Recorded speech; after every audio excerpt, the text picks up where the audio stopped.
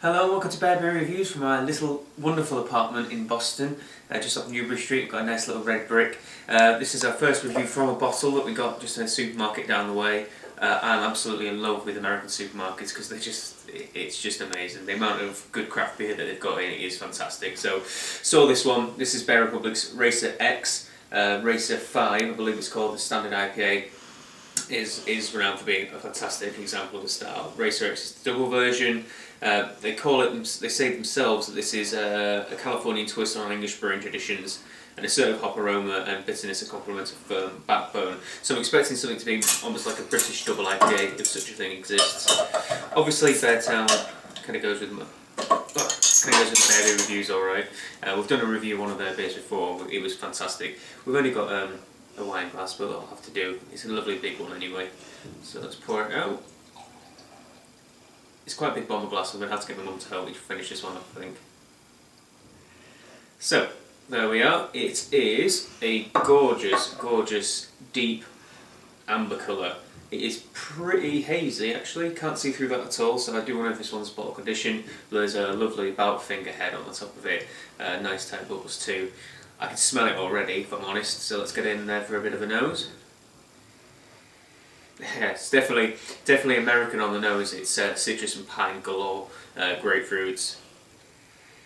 Perhaps something like mango. In fact, there's quite a lot of pineapple on the aroma as well.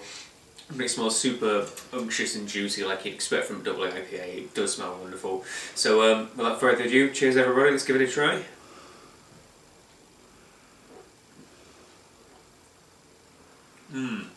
That's lovely actually.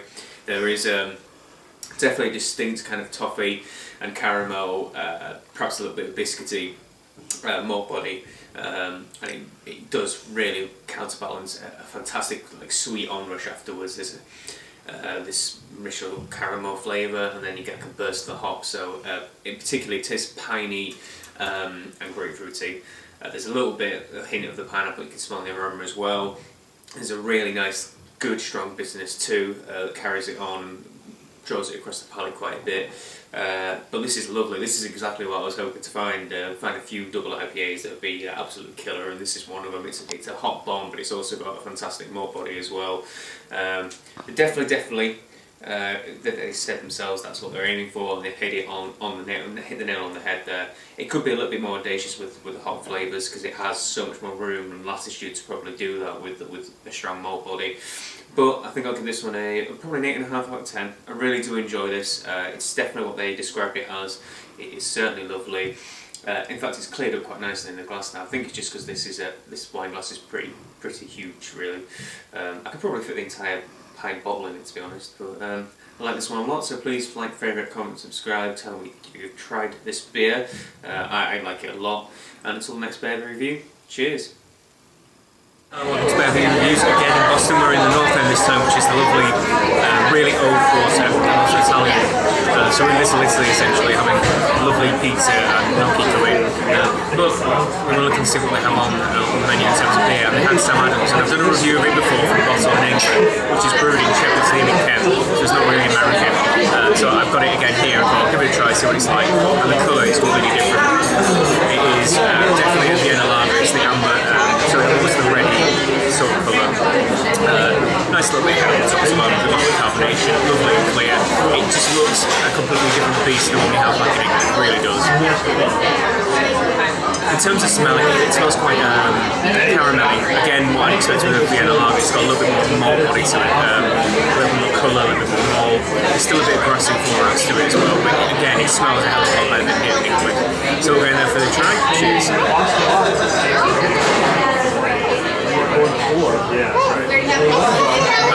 And my biggest complaint when I had this from bottle was that there was no mouthfeel at all. It was watery, it was wet, and it had a rubbish aftertaste. And everything that seems to be wrong with it when I was back home is suddenly magical when you brew it in the right place in the right city, because it's got a chunky mouthfeel to it. It feels like you're drinking something nice. It's a nice level of carbonation. The flavours last for ages.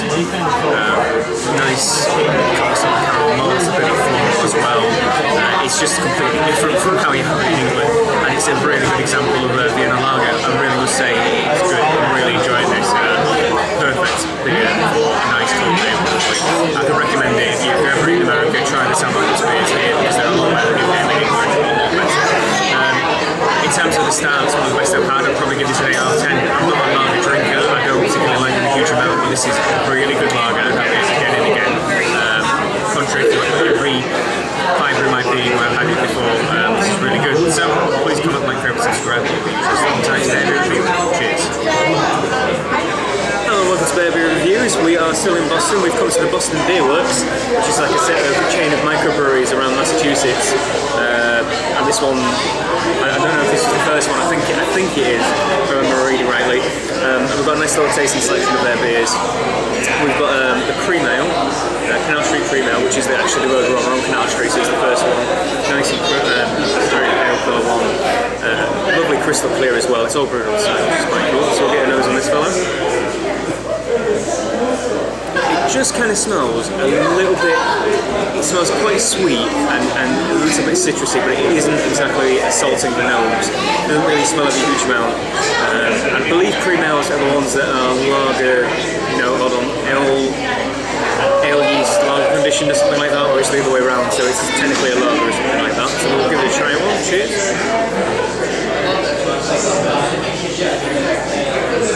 It's pretty unoffensive on the palate as well. It's nice and crisp and clean actually.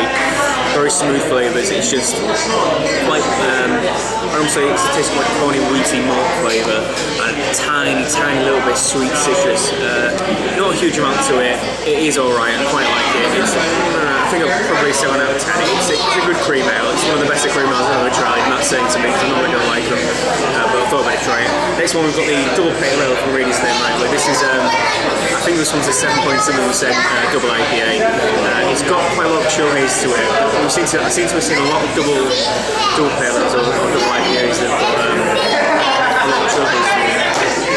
I don't know why, it just seems to come that way. It's got a really creamy, thick head on it as well, actually. But it still looks nice and very smells. Oh, spicy and citrus. It smells like Centennial. God, it smells like an absolute Centennial bomb actually. It smells really, really well hot. Very appetizing. So cheers everyone. Oh yeah, it's strong on the palate too. There is an almost apricot-y sweetness to it, which is unusual because the next one again is an apricot one, apricot saison, but almost like an apricot sweetness, peachy, perhaps even melony, and then you get a little bit of spice as well, something just pretty good on the palate. Good level of bitterness, nice mouthfeel, very nice mouthfeel, it's really smooth actually, and it's pretty well balanced in that respect, but it is certainly definitely hoppy. I like that one a lot. That's 8.5 out of 10, I'll go for that. Next up, this is the double apricot saison. I think this is an 8.5% one. It is cloudy, the saisons usually are. A lovely straw yellow colour, and nice again, quite creamy head on the top of it too. Get a good nose on it. Yeah, it certainly saison used. The sort of coriander, peppercorn smell that you're used to when you get a Belgian style ale, particularly saisons. But because this one's got apricots and apricot puree in it, that'll be why it's cloudy as well. You get the apricot on the nose too. It seems to be a running thing with these beers as well. We're going to come to my mum's in a minute too, she'll let me. She's a blueberry ale. The aromas on these beers are fantastic. They're really well done. So cheers everyone. Wow, that is really nice. You'd like this one a lot. It's apricot to the max. It's like taking a big bite of a nice juicy apricot or peach or something like that, and then you get the essery yeast, the kind of peppery yeast flavour around the tongue as well. That's really nice. That is a fantastic saison. I like that one a lot. That's an easy 9 out of 10. Really good. fantastic that. And my last one I've got is the, I think this is a White Christmas. White Christmas, I got this one because it's a wee heavier Scotch ale. So this one should be kind of different from the others, which are more hoppy and fruity flavours. This one should be a malt bomb. It's gorgeous, super dark, kind of ruby colour, maybe bordering like a mahogany, but it is still quite clear. Again, got a creamy head on it. They've got good head retention and lacing on all those bits too. Going for a nose. Not a huge amount coming through on the nose. I can't really smell much at all actually. Which is a bit disappointing, but it's alright. Oh wow, on cue, how deserved. That's just alright. I'm looking forward to this one. Wow, thank you. Thank you. Sorry. So we're having a pig out day. But like I said, on the nose of this there isn't a huge amount, so we'll go and give it a try anyway. Cheers.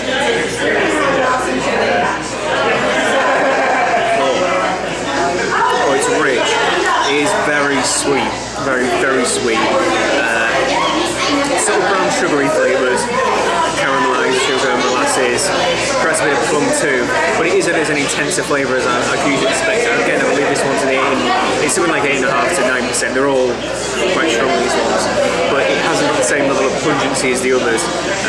And this other Scotch ales, American style Scotch ales I've tried, a little bit disappointing, but it's still quite relatively balanced. It's more plummy than it is heavy malt flavours. Probably a 7 out of 10 for this. It's still quite good, still would drink it, but it's not what I was expecting. In fact, the mouthfeel is not as heavy and sludgy as I'd like either. But it's pretty good.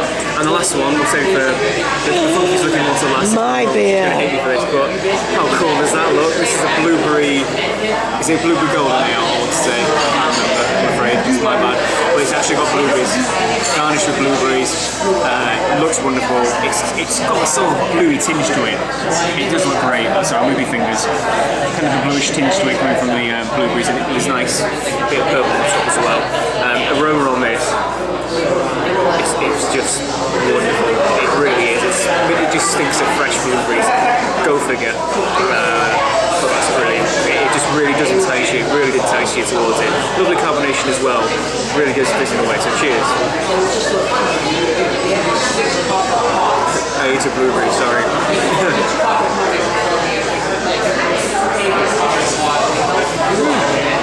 That I think is a little bit disappointing. It has got quite a clean palate. Mum doesn't like that. It has got a nice clean palate again, almost like the cream ale I have, with a little bit of again the kind of corny, wheaty flavours. But the mouthfeel is all wrong on it. I think it's really watery. I don't know whether it's been slightly diluted with blueberries or something, but it's watery and the taste just doesn't continue. There's no bitterness to it. I think the whole premise of it is sweet blueberry flavour, which does come across. I'm not sure if I like that too much. I'll probably give it a 6 out of 10. It looks brilliant. It's theatrical, the aroma's great, but it just lacks mouthfeel, lacks bitterness, lacks continuation of flavour. It doesn't do a huge amount for me. And on that note, Boston Beer Works had some nice beers here, good range, good selection. Most of them are pretty good to be honest. I really recommend coming. It's a microbrewery. You can't not come and try all of this. And give it a spoon.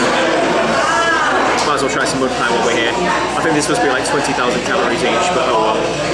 Until next bit of review, cheers.